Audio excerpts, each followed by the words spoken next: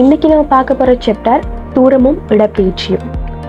இது great 10 science சப்ஜெக்டில் 2வது யூனிட், அதாவது நேர்கோட்டு இயக்கம்னு சொல்லக்கூடிய அந்த அலகு 2வது ஃபிசிக்ஸ்க்கு கூடிய சாப்டர், ஃபிசிக்ஸ் சாப்டருக்குரிய அதாவது அலகு 1வது அலகு. ஆனால் சயின்ஸ் சப்ஜெக்டில் 2வது அலகு நேர்கோட்டு இயக்கம் சொல்லக்கூடிய அலகினுடைய 1வது சாப்டராக தான் இந்த தூரமும் இடப்பெயர்ச்சி வந்து இருக்கு. ஸோ இந்த சாப்டரை தான் நம்ம இப்போ பார்க்க போகிறோம். நிறைய பேர் நினைக்காங்க இது வந்துட்டு ஒரு சின்ன சாப்டர் தானே, இதில் என்ன அவ்வளோ டீப்பான விஷயங்கள் இருக்குது, இது அவ்வளோத்துக்கு அலட்டி கொள்ள தேவையில்லை அப்படின்னு சொல்லி. இது ஒரு சின்ன விஷயமா இருந்தாலும் இதில் நீங்கள் சரியான ஒரு நாலேஜை நீங்கள் பெறலைன்னு சொன்னால், இது ஒரு சரியான ஒரு ஃபண்டமெண்டலான ஒரு அறிவை நீங்கள் கொண்டிருக்கலன்னு சொன்னால், பிறகு ஃபிசிக்ஸ் சம்பந்தமான கொஷின்ஸோ அல்லது அது சம்பந்தமாக படிக்கும் போதோ நீங்கள் நிறைய கஷ்டங்களை நீங்கள் ஃபேஸ் பண்ண வேண்டி வரும். இப்போ நிறைய ஸ்டூடெண்ட்ஸ் நீங்கள் வந்துட்டு லெவலில் பயோவோ மெட்ஸோ படிக்கிறதுக்கு வந்துட்டு இருப்பீங்க. இப்போ பயோ படிக்கிறேன்னு சொன்னாலும் சரி, மெட்ஸ் படிக்கிறனாலும் சரி, உங்களுக்கு ஃபிசிக்ஸ் அண்ட் கெமிஸ்ட்ரி ரெண்டுமே பொதுவான சப்ஜெக்ட்ஸ் தானே.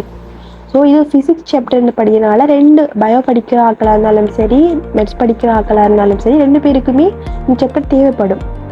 லெவலில் படிக்கிறதா இருந்தால் மற்றவங்களுக்கு தேவைப்படாதுன்னு சொல்ல வரல, எல்லாருக்குமே தேவை, எல்லா சப்ஜெக்ட்ஸுமே. இப்போ நீங்கள் கிரேட் ஓலெவல் வரையும் படிக்கிற சப்ஜெக்ட்ஸ் எல்லாமே எல்லா ஸ்டூடெண்ட் மக்களுக்குமே தேவை.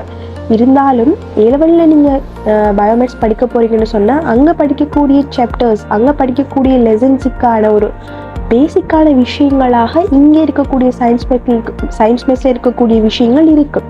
ஸோ நீங்கள் நல்லா கிளியராக விளங்கிட்டு போனீங்கன்னு சொன்னால் அங்கே உங்களுக்கு அண்டர்ஸ்டாண்ட் பண்ணுறதுக்கு ரொம்ப ஈஸியாக இருக்கும்.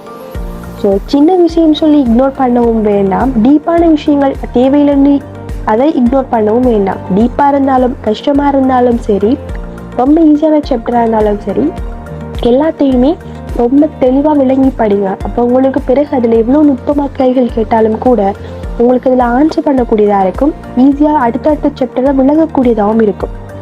ஸோ இது ஒரு சின்ன சாப்டர் அப்படின்னு சொல்லிட்டு நிறைய பேர் அதை படிக்கிறது கூட இல்லை. அப்படி இல்லை, உங்கள் ஃபிசிக்ஸில் நீங்கள் லெவலுக்கு போனீங்கன்னா மெக்கானிக்ஸ் யூனிட் படிப்பீங்க. அதில் வந்துட்டு கட்டாயம் வந்துட்டு இதனுடைய பிரிவு இருக்குது.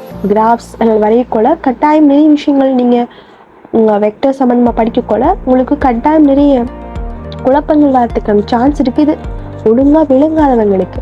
ஸோ இதை ஒழுங்காக நல்லா வந்துட்டு எந்த அளவுக்கு நீங்கள் இதுன்னு சொல்லலை எல்லா சாப்டர்ஸையுமே விளங்கி படிக்கிறீங்களோ அந்தளவுக்கு உங்களுக்கு பின்னுக்கு யூஸாக இருக்கும். ஓகே, வாங்க நம்ம சாப்டருக்குள்ளே போவோம்.